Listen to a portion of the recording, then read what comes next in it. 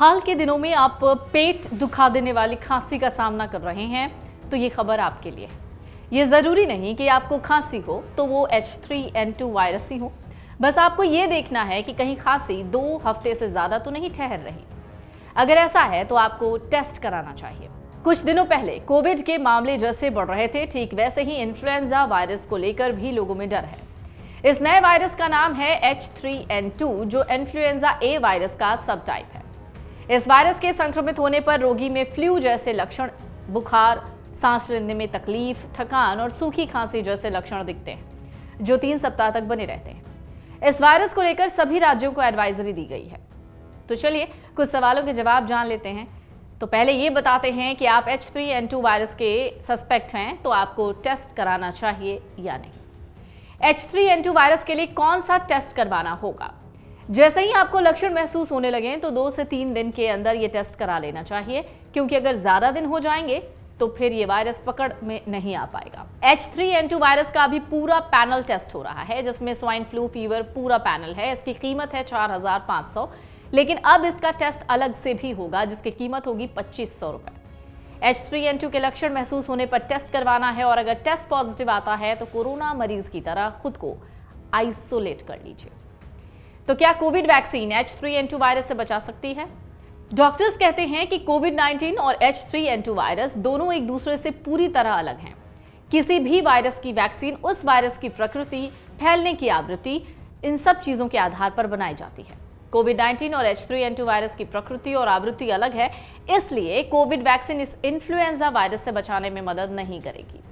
अगर किसी वायरस के लिए विशेष वैक्सीन बनाई जाती है तो वो उस वायरस के अनुरूप ही इम्यूनिटी डेवलप करती है। कोविड-19 वायरस के विपरीत ये जल्द ही खत्म हो जाएगा, लेकिन लक्षण महसूस होने पर इसकी टेस्टिंग जरूर करा लीजिए। इसके लिए सभी हेल्थ ऑफिसर्स को इसकी निगरानी करने के लिए कहा गया है। H3N2 एंटीजेनिक ड्रिफ्ट और हल्का म्यूटेशन है, लेकिन इससे लाइफ को खतरा नहीं है। लेकिन अगर किसी रोगी को 2 या उससे ज्यादा बीमारियां हैं तो मृत्यु की संभावना ज्यादा है। H3N2 वायरस का खतरा बच्चों और बुजुर्गों को ज्यादा है, क्योंकि ये इम्यूनिटी पर हमला करता है। जिन लोगों को एस्थमा, हृदय रोग और डायबिटीज, मोटापा, कमजोर इम्यूनिटी की शिकायत है, उनको भी खतरा है। गर्भवती महिलाओं को भी इस वायरस का सबसे ज्यादा खतरा है।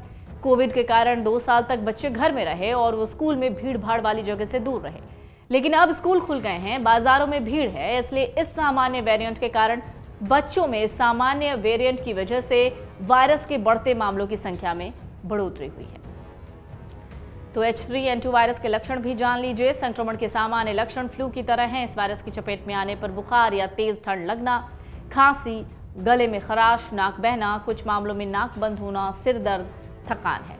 कुछ मामलों में उल्टी या दस्त हो सकते हैं। सांस लेने में कठिनाई भी इस वायरस के लक्षण हैं। डॉक्टरों ने बच्चों में H3N2 के संक्रमण में अचानक बढ़ोतरी पर फिक्र जताई। खासकर 5 साल से कम उम्र के बच्चे इसकी गिरफ्त में ज्यादा आ रहे हैं। इस वजह से अस्पतालों के ICU में वो सबसे ज्यादा एडमिट हो रहे हैं। स्वास्थ्य विशेषज्ञों के मुताबिक मरीजों में से अधिकांश दवा, विशेष तौर से एंटीबायोटिक दवाओं को रिस्पॉन्ड नहीं कर रहे हैं। बच्चों में H3N2 वायरस के मामलों की संख्या में अचानक से बढ़ जाना स्वास्थ्य विशेषज्ञों के लिए चिंता का विषय है।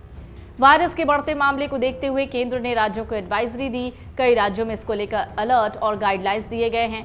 H3N2 इन्फ्लुएंजा के तेजी से फैलने के बारे में भी चेतावनी दी डॉक्टर रणदीप गुलेरिया ने, और कहा कि लोगों को फेस मास्क का उपयोग करना चाहिए, लगातार हाथों को सैनिटाइज करना चाहिए। उन्होंने ये भी कहा कि सबको वैक्सीन लगाई जानी चाहिए, ठीक उसी तरह जब आप कोविड काल में कर रहे थे। डाउनलोड करें अमर उजाला ऐप और पाएं खबरें लगातार। अगर आप ये वीडियो YouTube पर देख रहे हैं तो हमारे चैनल को सब्सक्राइब करें और बेल आइकन को दबाना ना भूलें। अगर आप Facebook पर ये वीडियो देख रहे हैं तो हमारे पेज को लाइक करें।